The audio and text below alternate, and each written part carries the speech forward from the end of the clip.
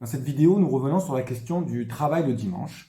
Et suite à la promulgation de la loi, notamment en 2016, dite loi Macron, qui autorise le maire à donner des dérogations au repos dominical. Alors, dans cette vidéo, il va s'agir de Auchan, hein, puisqu'on est à Martigues et que la question essentielle, c'est est-ce qu'on autorise ou pas Auchan à ouvrir le dimanche? Je vous laisse d'abord regarder la vidéo du dernier conseil municipal dans son intégralité sur cette question-là, et puis après, on en discute. Question 17, commerce, dérogation exceptionnelle. Rapporteur Henri Cambécédès. Alors c'est comme chaque année, là on délibère pour l'année 2023, c'est les dérogations aux repos dominicaux, donc nous faisons le tour de la question et nous ne délibérons pas jusqu'au bout puisque ce document est transmis à la métropole qui a en charge l'économie et son développement, son rayonnement et qui, elle, délibérera de façon conforme à ce que nous allons décider ce soir de lui envoyer. Donc c'est dans le cadre de la loi Macron, donc il y a un certain nombre de branches qui sont concernées et nous nous proposons, si vous en êtes d'accord, d'accorder 5 repos dominicaux. Donc pour la branche de l'habillement, pour la branche de l'automobile, la branche du sport et des loisirs, la branche alimentaire de moins de 400 mètres carrés et la branche des activités et commerces de détail. Pour compléter tout ça, pour les commerces de plus de 400 mètres carrés, nous proposons, comme nous le faisions auparavant, donc une liste de 8 dimanches, 8, parce que dans ces 8 dimanches, il faut en soustraire 3 pour arriver au même nombre que les autres. Voilà, ce qui fait que tout le monde passe à la toise, à la même, donc des 5 exceptions aux repos dominicaux de l'année 2023. Y a-t-il des observations? Oui, Monsieur Grimaud. Oui, bonsoir. Moi, je suis pas favorable à l'ouverture des magasins le dimanche. Enfin, je parle surtout de Auchan. Je l'avais déjà exprimé les années précédentes, mais d'ailleurs parce que je considère que c'est pas vraiment ça, c'est pas l'intérêt général en tout cas. Voilà, c'est pas l'intérêt des petits commerces, c'est pas l'intérêt d'une société qui devrait lutter contre la consommation, la surconsommation, et surtout pas dans l'intérêt des salariés qui, depuis le 22 septembre, jour du dépassement capitaliste, ne bossent que pour remplir les poches des actionnaires de la grande distribution. Ceci dit, je ne sais pas si je vais m'abstenir ou voter contre, il y a un élément dans la délibération qui pourrait orienter mon vote, c'est quand il y a marqué que la commune procède à une consultation préalable des syndicats. Et ma question, donc Henri, s'il te plaît, quels sont les avis des syndicats sur ça? Voilà, parce que ça... S'ils sont d'accord, évidemment, c'est pas pareil pour moi que s'ils sont pas d'accord. Oui, sont consultés les chambres et les syndicats. Alors, en date de la commission de l'administration générale et des finances, nous n'avions pas la réponse des syndicats de salariés, en tout cas du principal d'entre eux, qui n'est pas arrivé jeudi, le jour où on a rempli les pochettes. Où le service de Mme Isabelle Mathieu et de M. Blaya ont rempli les pochettes, donc je n'avais pas la réponse d'un des syndicats emblématiques, on va dire, des salariés de ce pays, qui effectivement, d'une manière générale, a toujours été plus ou moins contre, comme un certain nombre d'autres syndicats, le travail du dimanche, c'est vrai. Mais là, je l'ai pas là-dedans. Ah, alors, M. Blaya. Alors, Raphaël, bon, c'est le truc qui est écrit à M. Blaya. C'est sur les 7. Alors, sur 23 organisations syndicales, alors ça c'est en date de lundi 14 novembre, 11h15. Sur 23 organisations syndicales ou fédérations nationales consultées le 28 octobre, 7 réponses, donc 5 favorables, 2 défavorables, c'est la CGT, la FNDCF, je connais pas, c'est les détaillants de chaussures. Voilà. Donc la réponse de la CGT a été reçue le 10 novembre, donc le jour dont je parlais, jeudi. La CGT a répondu défavorablement. Voilà. Oui. Voilà. Y a-t-il d'autres observations? Non? Très bien, merci. Je mets aux voix. Donc ils ont bien été consultés, hein, voilà. Bon. Y a-t-il des votes contre? Contre. Merci. Des abstentions? Merci, c'est adopté. On transmettra ainsi, et on est sur une diminution régulière, hein, puisque entre 2017 et 2021, on était entre 8 et 9 ouvertures le dimanche. Bon, aujourd'hui 5. La question 18, innovation.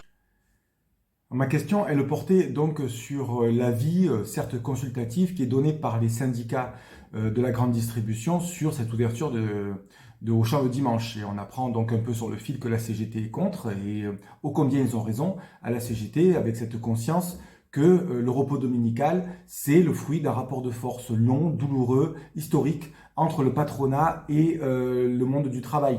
Et donc aujourd'hui, attaquer ces conquis sociaux de haute lutte, c'est quelque part, c'est attaquer l'histoire du mouvement ouvrier. Donc il faut absolument défendre le droit des travailleurs au repos dominical. Et ça sans condition. Et donc dans mon intervention, j'essaie aussi de montrer, alors j'ai fait référence à la date du 22 septembre comme jour du dépassement capitaliste. Bon, peut-être que la date n'est pas la bonne, mais peu importe. Ce qu'il faut retenir, c'est que dans ce pays, la répartition capital-travail est telle qu'il y a un moment donné où les travailleuses et les travailleurs de Auchan ne vont plus travailler, toutes les richesses qu'ils vont produire ne vont plus être produites pour eux, pour leur famille, pour la société, pour la sécurité sociale, etc. C'est le moment où les travailleuses et les travailleurs ne vont travailler uniquement que pour remplir les poches des actionnaires. Voilà, et ça devrait déjà suffire à nous convaincre que l'ouverture des magasins le dimanche, c'est uniquement dans l'intérêt des actionnaires du groupe d'Auchan. Parce que ce qui est dans l'intérêt des salariés d'Auchan, c'est l'augmentation du SMIC, c'est l'augmentation des salaires, c'est la diminution du temps de travail, c'est le retour d'avoir du sens, de redonner du sens à leur activité, etc., etc. Voilà, ce sont toutes ces batailles-là qu'il faut mener, et sûrement pas ouvrir les magasins le dimanche en se disant, comme c'est écrit dans la délibération, de toute façon c'est leur libre choix. On sait très bien que c'est faux, et ça leur permettra aux salariés de gagner un peu plus d'argent, puisque ce jour-là, la journée de salaire est majorée. Franchement, c'est peanuts ça. Il faut absolument que nous voyions un autre modèle de répartition capital-travail dans ce pays, que nous nous battions pour. Et puis deuxième argument massu, c'est que c'est aussi un autre modèle de société que nous voulons. En tout cas, la gauche et les écologistes ne doivent pas défendre un modèle de société qui serait favorable à l'ouverture des grandes surfaces le dimanche. Parce que c'est un modèle de société qui encourage la surconsommation, une surconsommation dont souffre énormément la planète et les êtres humains qui vivent dessus. Et aujourd'hui, ce qu'on doit encourager, c'est plutôt le commerce de proximité, c'est le repos, c'est le temps libre, etc., etc.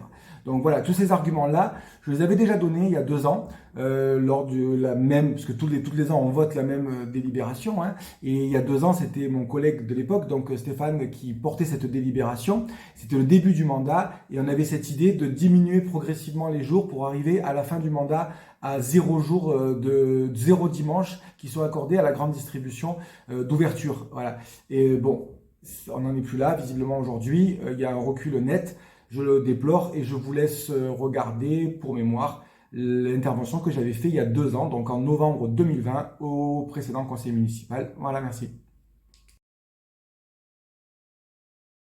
Oui, merci. Sur cette délibération où j'avais compris que la métropole nous presse un petit peu et que c'est elle qui décidait, mais donc elle décide sur proposition, c'est ça qu'on va lui faire. Dans notre groupe, on a entendu les arguments pour, et notamment énoncés par Stéphane, et notamment l'effort concédé cette semaine de baisser la liste des dimanches de 6 et de passer à 5. Alors même qu'en vérité, les vents sont favorables au travail le dimanche dans l'ère Macron, une ère où on verrait bien les gens travailler 24 heures sur 24. Eh bien, un dimanche a été enlevé à la liste. Ok, on l'a entendu, on le prend pour un signe positif, et ça a contribué au choix de notre vote.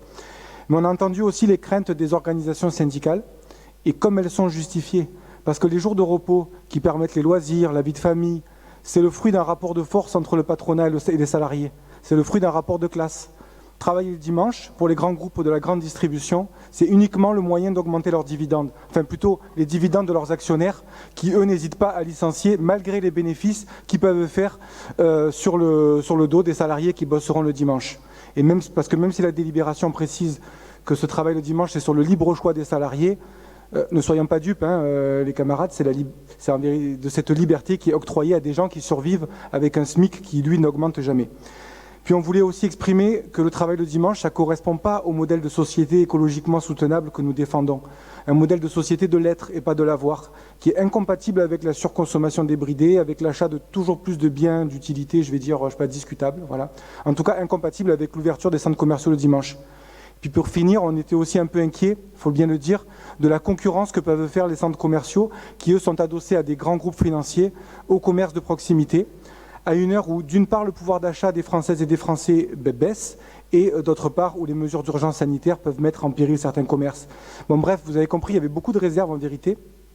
On en a discuté en groupe pour décider, au regard de la manière dont cette délibération est présentée, de suivre la proposition proposée par Stéphane cette année, en ouvrant ces discussions-là avec tout le monde et en formulant le souhait que ce soit la dernière année d'ouverture des dimanches à Martigues. Il faut que ça sorte de nos imaginaires. Merci de votre attention.